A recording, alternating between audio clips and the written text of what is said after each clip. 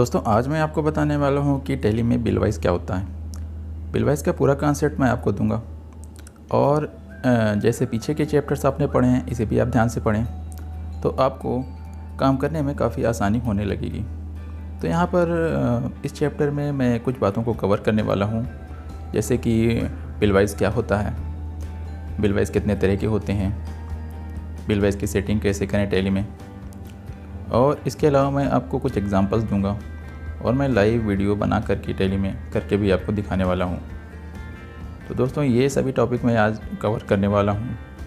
और अगर आप मेरे चैनल पर नए हैं और आपने ये चैप्टर 11 डायरेक्ट ओपन कर लिया या सर्च करके ओपन किया है यूट्यूब पर, तो आपसे गुजारिश है कि आप मेरे चैनल की प्लेलिस्ट में जाएं, टैली की प्लेलिस्ट में, वहाँ से बाकी के चैप्टर को भी एक बार पढ़ लें, देख लें, तो आपको काम करने में आसानी हो जाएगी। तो चलिए हम देखते हैं कि बिलवाइस का कॉन्सेप्ट होता क्या है।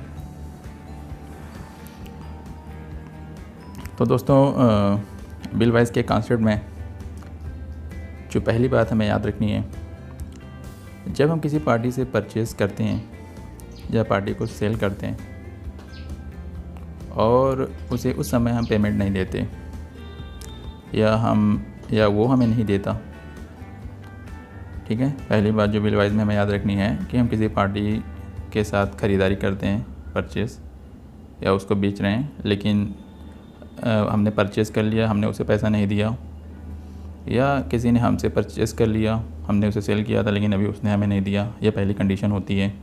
दूसरी कंडीशन क्या है, जब हम पेमेंट करते हैं किसी को एडवांस में और उस समय परचेज़ नहीं करते। तीसरी कंडीशन है कि जैसे कि हमने कोई उधार लिया है तो उधार का कब उधार लिया, किस समय, कितनी पेमेंट कर चुके हैं, ये सारी बातें जो होती हैं उनको नोट करके रखना होता है। इसमें बिल नंबर वगैरह भी होती हैं, तो उधार की सारी डिटेल को नोट करके रखना, किस डेट को, किस समय, किस टाइम में क्या डिटेल है उसकी, तो ये तीसरी कंडीशन है। और इसके अलावा अगर हम किसी भी तरह का उधार का लेन देन करते हैं या किसी भी तरह के एडवांस का लेन देन करते हैं ट्रांजैक्शन में, तो हमें टैली में बिलवाइस की ज़रूरत होती है, ताकि हम इन सभी चीज़ों को भी अच्छे से नोट कर सकें और बाद में प्रॉब्लम ना आए कि हमने किसको एडवांस दिया, किससे उधार लिया, इन सब बातों के लिए। तो चलिए देखते हैं टैली में बिलवाइस कितने तरह के होते हैं, ठीक है। तो देखें दोस्तों, टैली में जो बिलवाइस होता है वो 4 मेन तरीके से निकाला जाता है। 4 तरीके होते हैं टैली में बिलवाइस निकालने के। यहाँ पर आज मैं आपको 2 बताऊँगा, क्योंकि अगर मैं ज़्यादा खींचूँगा तो बहुत लंबा वीडियो हो जाएगा, तो आपको देखने में प्रॉब्लम आएगी। तो पहला जो बिलवाइस होता है उसे हम लोग न्यू रिफ कहते हैं, या न्यू रेफरेंस भी कहा जाता है। न्यू रेफरेंस का कॉन्सेप्ट समझेंगे। जब हम परचेज़ करते हैं, जैसे कि मैंने पीछे बताया, या किसी को सेल करते हैं, लेकिन उस समय ऑन स्पॉट पेमेंट नहीं मिल पाती है या हम नहीं देते या वो नहीं हमें देता, तो हम टैली में एक रिकॉर्ड बनाते हैं एक बिल नंबर के साथ में। एक बिल नंबर कोई होता है, कोई नंबर नोट कर लेते हैं कि भाई इस कस्टमर के साथ इस नंबर पे लेन देन है या हमने जो भी है, तो एक बिल नंबर के साथ एक रिकॉर्ड बनता है जिसे हम लोग न्यू रेफरेंस कहते हैं।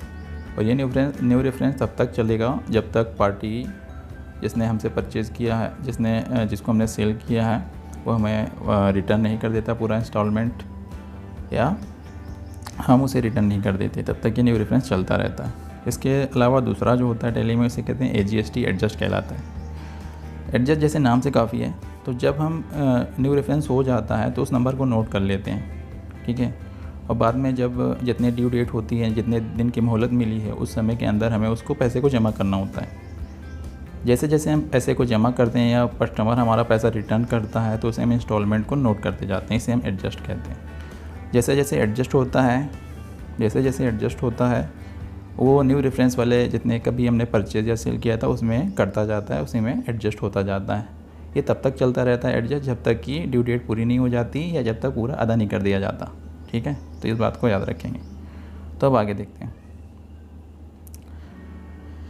तो जैसे कि मैंने पीछे बताया कि इस चैप्टर में मैं आपको न्यू रेफरेंस और एडजस्ट के बारे में ही बताऊंगा, ठीक है। इसके अलावा 2 और बिलवाइस होते हैं, उसके लिए आप चैप्टर 12 देखेंगे, ठीक है, जो मैं आगे नेक्स्ट आपको बताऊंगा।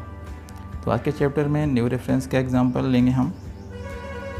और एडजस्ट का, इसमें आपको परचेज़ और सेल दोनों के एग्जांपल मैं आपको बताने वाला हूँ। न्यू रेफरेंस में जब हम किसी से परचेज़ करें या हम किसी को सेल करें, वो दोनों एग्जांपल हम यहाँ पे देखेंगे।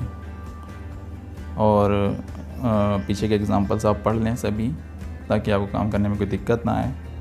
आपको सारी जानकारी रहेगी, अकाउंटिंग के रूल्स पता होंगे, सेटिंग्स पता होंगी, तो आप अच्छे से समझ पाएंगे। ठीक है, तो अगर आपको टैली में मास्टर बनना, एक्सपर्ट बनना है, तो पीछे के सभी चैप्टर्स भी आप फॉलो करें। अगर आप नए हैं, लाइन बाय लाइन पढ़ें तो बेहतर होगा। ठीक है, तो चलिए आगे देखते हैं। एग्जाम्पल 1 में लेता हूँ।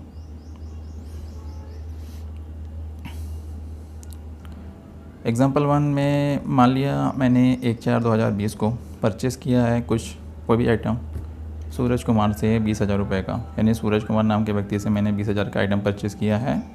बिल नंबर 102 है। 10 दिन का समय मैंने लिया है, उसको वापस कर दूंगा 10 दिन में। इसके अलावा परचेज़ 20,000 करने के बाद मैंने 2 तारीख को उसे 5,000 की पेमेंट की है, फिर 3 तारीख को 4,000 की फिर पेमेंट की है, 4 तारीख को फिर 6,000 की, यानी मैं सूरज से 20,000 लेने के बाद उसे 3 इंस्टॉलमेंट भी कर चुका हूँ। तो मुझे इसे नोट करना है टैली में कि मैंने कितने का परचेज़ किया था, कितने बिल नंबर पे, कितने दिन में, और कितने इंस्टॉलमेंट दे चुका हूँ। ये मैं करूँगा। इसके अलावा एग्जाम्पल 2 की बात करते हैं। एग्जाम्पल 2 में मैंने सेल किया, मान लिया 1/4/2020 को मैंने सेल कर दिया मनीष कुमार को 16,000 रुपये का। यानी इस एग्जाम्पल में मैंने सेल किया, बेचा है कोई आइटम, मैंने ख़रीदा नहीं है, बेचा है। इसमें भी मैंने एक बिल नंबर बना लिया है और 20 दिन का समय दे दिया है मनीष कुमार को कि वो मुझे 20 दिन के अंदर मेरा पैसा रिटर्न कर देगा। इसके अलावा मनीष ने मुझे रिटर्न भी किया है, ये भी रिकॉर्ड मेरे पास है। 2 तारीख को उसने मुझे 2,000 दिया था, 3 तारीख को उसने मुझे 8,000 दिया था, और 4 तारीख को उसने मुझे 3,000 रुपया दिया था। तो ये सारे आंकड़े मुझे नोट करने हैं। परचेज़ और सेल, ये दोनों एग्जाम्पल मुझे टैली में रिकॉर्ड करने हैं, नोट करने हैं, और मुझे चेक करना है कि ये कैसे वर्क करता है। तो चलिए लाइव वीडियो देखते हैं। एग्जाम्पल 1 हम देखते हैं। यहाँ पे मैं परचेज़ करूँगा। सबसे पहले मैं टैली ओपन करूँगा। टैली ओपन करने के बाद एक नई कंपनी में क्रिएट कर लूँगा। अगर आपके पास पुरानी कंपनी है पहले की, तो आप उसमें भी काम कर सकते हैं, लेकिन मैं आपको एक फ्रेश एग्जांपल दूंगा तो बेहतर होगा। मैं एक नई कंपनी बना लेता हूँ। कंपनी बनाने का प्रोसेस दोस्तों वही है जैसे कि मैं हमेशा बनाता हूँ। नाम वगैरह डाल देंगे अपनी कंपनी का, details, country, state, address proof वगैरह, डेट वगैरह कब से, मैं बाय डिफ़ॉल्ट डेट अभी रखता हूँ 1/4/2020 में डिफ़ॉल्ट मान के चल रहा हूँ। डेट आप चेंज कर सकते हैं। तो ये कंपनी हमारी क्रिएट हो गई। कंपनी क्रिएट करने के बाद टैली में एक सेटिंग होती है। जब भी बिल वाइज करने लगे तो उससे पहले एक सेटिंग करनी होती है। इसके लिए F11 में जाएंगे, अकाउंटिंग फीचर्स में। अकाउंटिंग फीचर्स में आने के बाद सभी सेटिंग आप नो कर दें, लेकिन एक ऑप्शन जो है उसे आप यस रहने देंगे। अगर यस है तो अच्छी बात है, नहीं तो यस कर देंगे। इसे कहते हैं मेंटेन बिल वाइज डिटेल्स। आप देख सकते हैं, तो मेंटेन बिल वाइज डिटेल को यस रहने देंगे। उसके अलावा बाकी सभी बेसिक ऑप्शन अभी नो करके रख देते हैं और इसे हम एक्सेप्ट कर लेते हैं। ठीक है, तो ये पहली सेटिंग जो है आपको कर लेनी है बिल वाइज में। सेटिंग नहीं करेंगे तो आगे चल के प्रॉब्लम आएगी, दिक्कत आ सकती है। इसके बाद आपको यहाँ पर F12 में जाना है, वाउचर एंट्री में। यहाँ पर कुछ सेटिंग्स हैं, वो भी आपको कर लेनी है। पहली सेटिंग वही है जैसे मैं पहले भी कर चुका हूँ, use credit debit instead of two by during entry, तो ये रहेगा। दूसरी सेटिंग जो आपको करनी है यहाँ पे बिल वाइज डिटेल, ये यस कर देना है। जैसे इसको यस करेंगे तो यहाँ एक और ऑप्शन आ जाएगा, एक्सपेंड इनटू मल्टीपल लाइन्स, तो इसे भी यस कर देना है। ठीक है, तो ये 3 सेटिंग्स हैं जो आपको F12 बटन दबा के वाउचर एंट्री में जाकर करनी है। सेटिंग करने के बाद आप स्किप करके मेन विंडो पर आ जाएंगे, गेट वेब टैली पर। उसके बाद अब हम एग्जांपल शुरू करते हैं। एग्जांपल के आधार पर मैंने परचेज़ किया सूरज कुमार से, तो मेरे पास 2 लेज़र बनेंगे। अकाउंट इन्फो में मैं जाऊँगा, लेज़र्स में, वहाँ पे जाके मैं 2 लेज़र क्रिएट करूँगा। पहला लेज़र मैं परचेज़ के नाम से बनाऊँगा क्योंकि मैंने परचेज़ किया है। परचेज़ का अंडर मैंने बताया परचेज़ अकाउंट होता है। इसके अलावा बाकी सभी ऑप्शन सभी मैं नो कर दूँगा, एक्सेप्ट कर लूँगा, तो ये परचेज़ का लेज़र बन जाएगा। परचेज़ का लेज़र बनाने के बाद मैं सूरज कुमार का लेज़र बनाऊँगा क्योंकि सूरज कुमार से मैंने परचेज़ किया है। जिस पार्टी से परचेज़ करते हैं उसे सन्ड्री क्रेडिटर कहते हैं, तो मैं सूरज कुमार का लेज़र सन्ड्री क्रेडिटर सेट कर दूँगा। इसके अलावा एक ऑप्शन और आएगा, maintain balances bill bye bill, इसे यस रहने देना है, एक्सेप्ट कर लेना। ये 2 लेज़र बनने के बाद स्किप करके मैं गेटवे ऑफ टेली पर मेन विंडो पर वापस आ जाऊँगा। अब मैं ट्रांजेक्शन्स करूँगा। पहला ट्रांजेक्शन जो हुआ है सूरज कुमार से, मैंने परचेज़ किया है 20,000 रुपये का, बिल नंबर 102 पे 10 दिन के ड्यू पे। तो इसके लिए मैं ट्रांजेक्शन में जाऊँगा अकाउंटिंग वाउचर्स में। यहाँ पर आने के बाद मैं F9 दबा सकता हूँ या परचेज़ पर क्लिक करूँगा। डेट में डिफ़ॉल्ट रखूँगा, डेट आप चेंज कर सकते हैं। डेबिट क्रेडिट पूछ रहा है, क्रेडिट पे सूरज कुमार होगा क्योंकि मैंने सूरज कुमार से परचेज़ किया है। और 20,000 रुपये यहाँ पे मैं फ़िल कर दूँगा। समझ रहे हैं आप? जैसे मैं फ़िल करूँगा यहाँ पे बिल वाइज डिटेल की विंडो आ जाएगी। यहाँ पर आपको न्यू रेफरेंस लगाना है। जैसे कि मैंने बताया, जब भी हम कोई लेन देन करेंगे स्टार्टिंग में और उधार है तो यहाँ पे बिल वाइज में न्यू रेफरेंस लगेगा। बिल का नंबर 102 या जो भी नंबर हो वो यहाँ पे फिल करेंगे। तो बिल का नंबर डालने के बाद यहाँ पे ड्यू डेट आता है। जब स्टार्टिंग में बिल वाइज स्टार्ट होता है रेफरेंस में तो ड्यू डेट डाल दिया जाता है और डेबिट पे परचेज़ हो जाएगा। तो इस तरीके से देख सकते हैं ये हमारा एक रिकॉर्ड नोट हो गया और विथ बिल वाइज कि हमने सूरज कुमार से कितने का परचेज़ किया है, तो ये रिकॉर्ड करने में आसानी रहेगी। तो ये पहली एंट्री हो जाती है। इसके बाद चलिए अब देख सकते हैं पेमेंट हुआ है 3 इंस्टॉलमेंट, इसे भी हम नोट करेंगे। लेकिन इससे पहले मैं आपको एक रिपोर्ट दिखाना चाहूँगा कि ये कहाँ से चेक करते हैं। तो चलिए देखते हैं यहाँ पे इसकी रिपोर्ट कहाँ से चेक करेंगे। मान लिया कभी आपको चेक करना हो कि बिल वाइज में आपने कितने का किससे क्या क्या परचेज़ कर रखा है, कहाँ पर परचेज़ कर रखा है, तो इसके लिए आपको डिस्प्ले में जाकर स्टेटमेंट ऑफ अकाउंट में आउटस्टैंडिंग में जाना है, यहाँ से पेएबल में जाना है। पेएबल में आने के बाद आप यहाँ पे देख सकते हैं सूरज कुमार के साथ हमारा पेंडिंग अमाउंट अभी 20,000 का बच चुका है। यानी अभी मैंने कोई पेमेंट डिटेल इसमें एंट्री नहीं करी है। तो ये भी पूरा 20,000 का मैंने परचेज़ किया है, तो ये रिकॉर्ड है। तो चलिए पेमेंट की एंट्री भी हम करते हैं, फिर आगे देखेंगे। तो इसके लिए अब मैं आता हूँ यहाँ पे अकाउंटिंग वाउचर में F5 बटन दबाऊँगा। पेमेंट, मान लिया 2 तारीख को मैंने उसे पेमेंट कर दिया था। 1 तारीख को मैंने परचेज़ किया था बिल नंबर 102 पे, अब 2 तारीख को मैं उसे पेमेंट कर दे रहा हूँ। जिस पार्टी को पेमेंट करना है उसी का नाम डेबिट पे हो जाएगा। तो मैंने उसे 5,000 का इंस्टॉलमेंट पहले दिया था 2 तारीख को, ध्यान दें। तो 5,000 मैं यहाँ पे फिल करूँगा, फिर से बिल वाइज आएगा। अब आपको न्यू रेफरेंस नहीं लगाना, जब आप पेमेंट करेंगे तो एडजस्ट लगाना है। एडजस्ट में सेम बिल नंबर डालना है दोस्तों जो आपने रेफरेंस में एंट्री किया था। गलत बिल नंबर डालेंगे तो गलत आ जाएगा या दूसरे पे चढ़ जाएगा और आपको यहाँ पे पैसा डाल देना। एडजस्ट करते समय ड्यू डेट नहीं पूछी जाती, वो स्टार्टिंग में रहता है। तो इस तरीके से मैंने यहाँ पे एंट्री कर दिया। इसके अलावा अगर आप देखें तो 4,000 का दूसरा पेमेंट हुआ है तो मैं 4,000 का भी पेमेंट कर देता हूँ, ऐसे ही चलेगा। दोस्तों मैं एक टैली का एजुकेशनल वर्जन यूज़ कर रहा हूँ तो यहाँ पर डेट नहीं चेंज कर सकते, तो मैं यहाँ पे 2 तारीख पे ही लूँगा। यानी मैं बाकी सभी पेमेंट इंस्टॉलमेंट 2 तारीख पे लगाता हूँ, लेकिन आप मान के चलें कि 3 को या 4 को हुआ है, बाकी सभी चीज़ें सेम रहेंगी। तो बिल नंबर 102 पे मैंने 4,000 की एक पेमेंट और लगा दी, मैंने सूरज को कर दिया दूसरी किस्त। अब तीसरी पेमेंट भी मैंने की थी, उसे भी मैं एंट्री करा लूँगा। तो तीसरी पेमेंट भी मैं सूरज कुमार के नाम से कर देता हूँ। और तीसरी पेमेंट जो मैंने की है 6,000 रुपये की है, इसे भी मैं एडजस्ट करूँगा उसी बिल नंबर 102 पे, और इस तरीके से ये एंट्री हो जाती है। तो मैंने तीनों पेमेंट के इंस्टॉलमेंट को नोट कर दिया, रिकॉर्ड कर दिया है और परचेज़ को भी रिकॉर्ड कर दिया। चलिए अब इसकी रिपोर्ट हम चेक करते हैं टैली में। ये रिपोर्ट कैसे दिखाता है वो हम यहाँ पे समझने की कोशिश करेंगे। तो हम यहाँ पर आते हैं, यहाँ पे रिपोर्ट में पेएबल में ही जाएंगे। अब आप देख सकते हैं यहाँ पे पेंडिंग अमाउंट अब केवल 5,000 बचा दिखा रहा है, क्योंकि लगभग 15,000 रुपये की पेमेंट मैं कर चुका हूँ। 20,000 का परचेज़ किया था, उसमें से 15,000 की पेमेंट मैं कर चुका हूँ। आप देख सकते हैं डेट भी देख सकते हैं, यहाँ पे 1 तारीख को परचेज़ हुआ था, उसके बाद 2 यानी मैंने 2 पे ही डाला, लेकिन आप मान के चलें डेट। तो ये 3 पेमेंट्स हुई हैं। जैसे जैसे पेमेंट करते जाते हैं इसमें एडजस्ट हो जाता है पेंडिंग अमाउंट। अब चलिए फाइनल जो 5,000 बचा है वो भी मैं पेमेंट कर देता हूँ, फिर आके देखता हूँ। मैं एक इंस्टॉलमेंट एक्स्ट्रा करता हूँ, ये भी मैं 2 तारीख पे ही कर लेता हूँ। और मान लिया मैंने सूरज कुमार को उसके जो बचे हुए 5,000 थे वो मैंने इसी बीच में लौटा दिए। उसी बिल नंबर पे मैं एक पेमेंट और कर रहा हूँ 5,000 रुपये की, तो ये एक्सेप्ट कर दिया।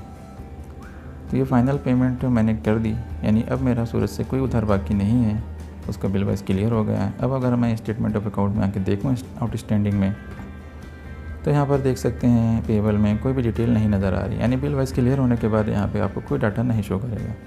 जब तक बिल वाइज क्लियर नहीं होता तब तक रिपोर्ट में वहाँ दिखाता है। इसके अलावा आप कहाँ से देखेंगे, बाकी आप डे बुक से चेक कर सकते हैं। डे बुक से बाद में आप कोई भी डाटा, डे बुक में तो डाटा नोट ही रहता है, तो जिस डेट का डाटा आपको देखना है वो डेट आप चेंज करके देख लें। मान लें मुझे 2 तारीख का डाटा देखना है तो वैसे ही नॉर्मली आप देख सकते हैं। तो आप देख सकते हैं सूरज कुमार को मैंने 4 पेमेंट की थी 20,000 की, थोड़े थोड़े करके 4 बार में, वो डिटेल यहाँ पे नोट है यहाँ पे। तो दोस्तों ये हो गया हमारा पहला एग्ज़ाम्पल। अब मैं आपको दिखाता हूँ एग्ज़ाम्पल 2। इसमें मैं सेल्स करूँगा। तो सेल्स करने के लिए फिर अब मैं एग्ज़ाम्पल 2 ओपन करता हूँ। एग्ज़ाम्पल 2 को ओपन करते हैं तो देखते हैं उसमें क्या मैंने माना हुआ है।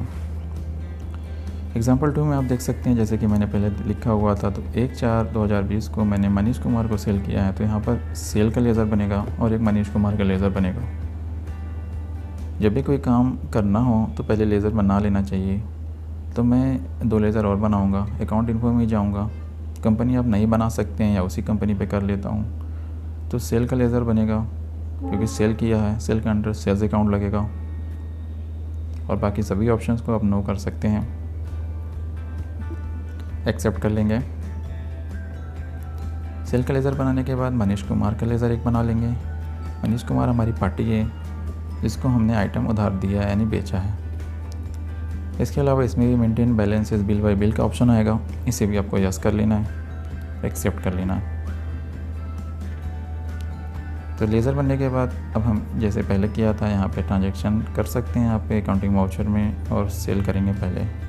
मान लिया मैंने 1 तारीख को मनीष को सेल किया तो मैं 1 तारीख को मनीष की एंट्री कर देता हूँ। 1 तारीख को मैंने मनीष को 16,000 का सेल किया है तो यहाँ पे मनीष कुमार डेबिट हो जाएगा, मैं उसे बेच रहा हूँ और 16,000 यहाँ पे अमाउंट में टाइप कर देता हूँ। टाइप करने के बाद न्यू रेफरेंस सेट करेंगे बिल वाइज में। बिल नंबर 124 है, देख सकते हैं, तो मैं यहाँ पे टाइप कर दूँगा। तो ये सेल के लिए मैंने दूसरा बिल नंबर माना हुआ है, कोई भी नंबर ले सकते हैं अपने से। अभी एग्जांपल कर रहा हूँ। यहाँ पे 20 दिन का समय लिया है उसने, यानी 20 दिन के अंदर वो मुझे अदा करेगा, डेबिट अकाउंट पे सेल हो जाएगा और इस तरीके से ये न्यू रेफरेंस की एंट्री मेरी सेव हो जाती है। इस एंट्री का मतलब है कि मैं 16,000 का उधार मनीष को दे चुका हूँ। इसके अलावा आप देख सकते हैं यहाँ पे मनीष ने मुझे 3 बार दिया भी है, जिस मनीष से मैंने 3 इंस्टॉलमेंट रिसीव भी की हैं। लेकिन पहले मैं रिपोर्ट देख लेता हूँ। रिपोर्ट देखने के लिए डिस्प्ले में जाएंगे, वहीं पर स्टेटमेंट ऑफ अकाउंटिंग में आउटस्टैंडिंग में इस बार आप रिसीवेबल में देखेंगे। रिसीवेबल में देखने के बाद आप देख सकते हैं अभी पूरा 16,000 बचा हुआ है, यानी अभी कुछ रिसीव नहीं किया है मैंने, ये भी स्टार्टिंग एंट्री है। तो अब जैसे जैसे मैं रिसीव करूँगा, रिसीविंग की एंट्री मैं कर देता हूँ। ये मान के चलता हूँ कि रिसीव भी कर चुका हूँ इस बीच में। तो रिसीप्ट वाउचर में जाएंगे। रिसीप्ट वाउचर का नंबर मैंने पहले बताया था, F6 होता है। तो रिसीप्ट वाउचर में आने के बाद यहाँ पर मनीष कुमार ने मुझे दिया है, तो जो देगा वो केट होगा। मनीष कुमार ने मुझे पहली जो इंस्टॉलमेंट दी है वो 2,000 की दी है, ये भी एडजस्ट हो जाएगा।